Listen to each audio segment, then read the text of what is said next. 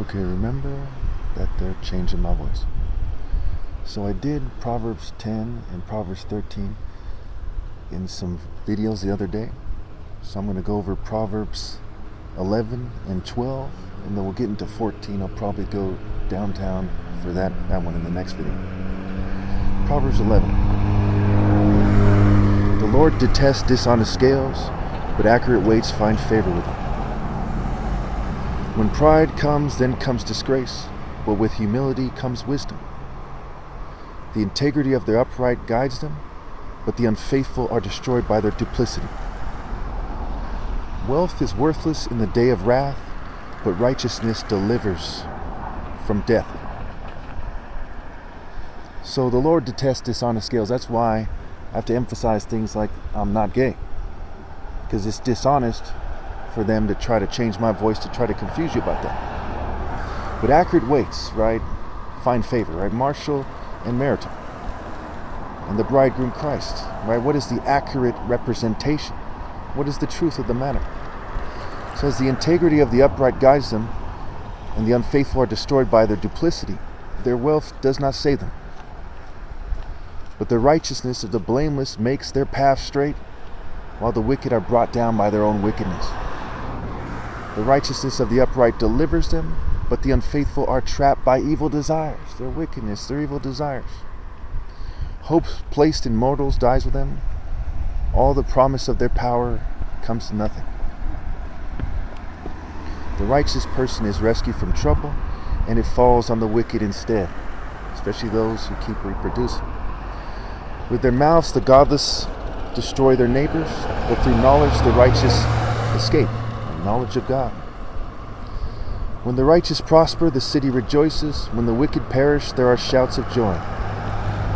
Through the blessing of the upright, a city is exalted, but by the mouth of the wicked it is destroyed.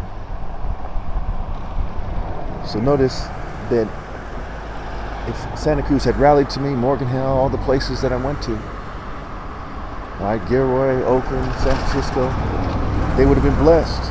But the actions, right, the mouth, the actions speak louder than words of the wicked prevent them from doing so. That includes their own actions as individuals and groups.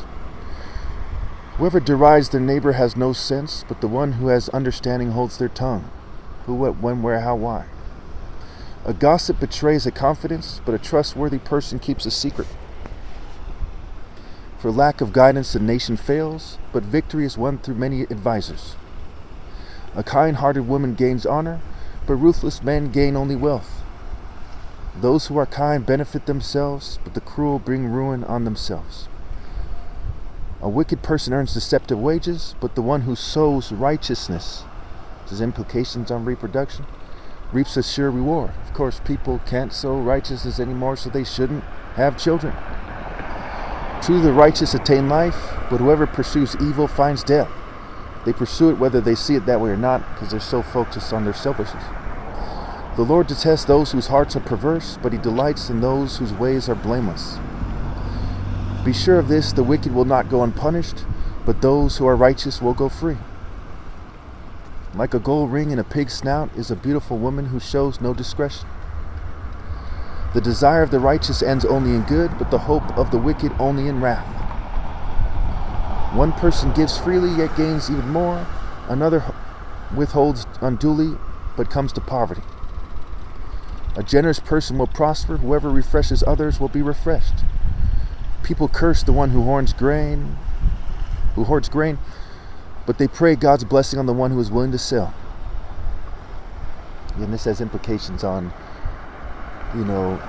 people who are withdraw from the situation, like a monk or a hermit, and someone like me who goes out there and tries to save people. Okay, and they have to scramble and obey God. The price is obeying God through me. Okay, but they don't want to buy because they worship the devil. Whoever seeks good finds favor, but evil comes to the one who searches for it. Those who trust in their riches will fall, but the righteous will thrive like a green leaf. Notice they talk about greenery and vegetation in Revelation. So it's a metaphor for righteousness being reduced on this planet as it sinks into the realm of the dead more and more.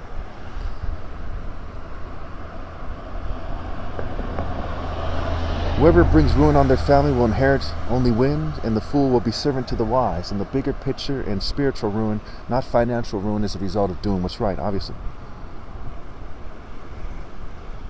The fruit of the righteous is a tree of life, and the one who is wise saves lives. If the righteous receive their due on earth, how much more the ungodly and the sinner? So let me shoot through chapter 12. It's kind of cold out here. I'll just read through it and I'll explain it at the end. Proverbs 12. Whoever loves discipline loves knowledge, but whoever hates correction is stupid. Don't be a fool. Good people obtain favor from the Lord, but he condemns those who devise wicked schemes. The word devil is like the word devise. No one can be established through wickedness, but the righteous cannot be uprooted.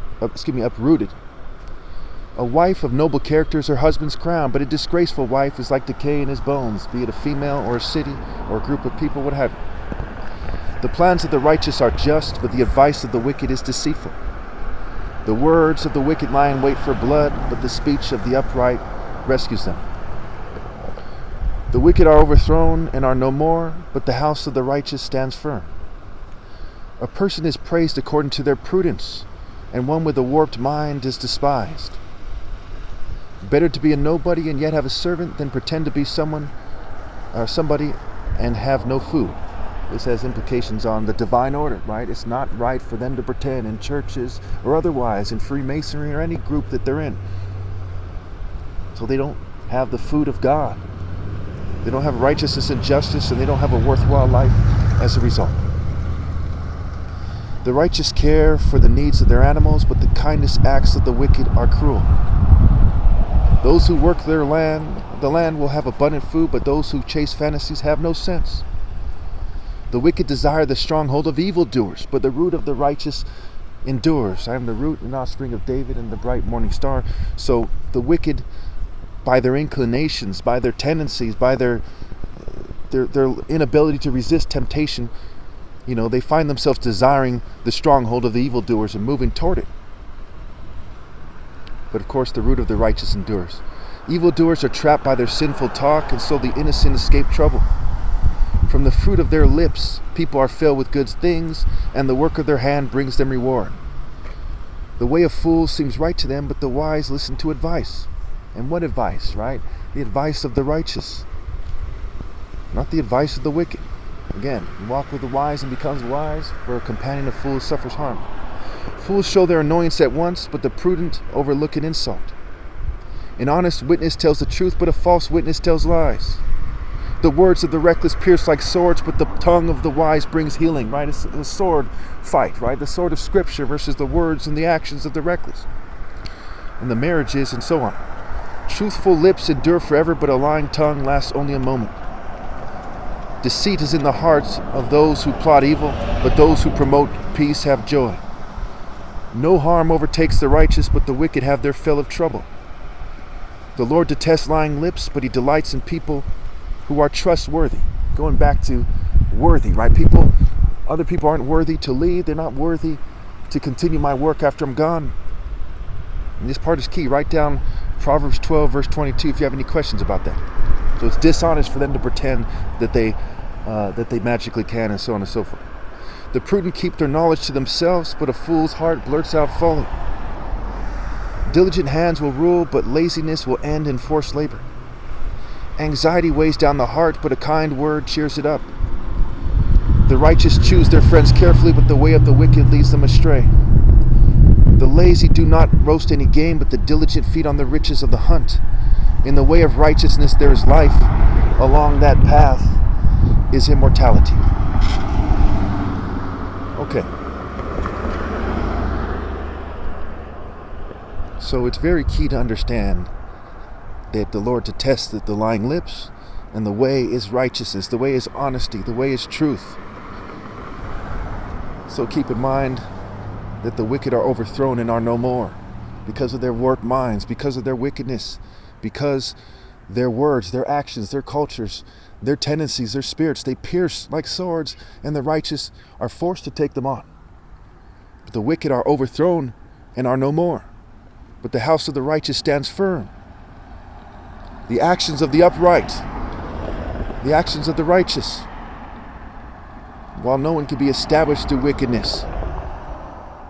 And to yoke yourself to Babylon or Jerusalem in this world instead of Jerusalem with God, okay, is to yoke yourself to a warped mind and to be overthrown, because wickedness overthrows the sinner.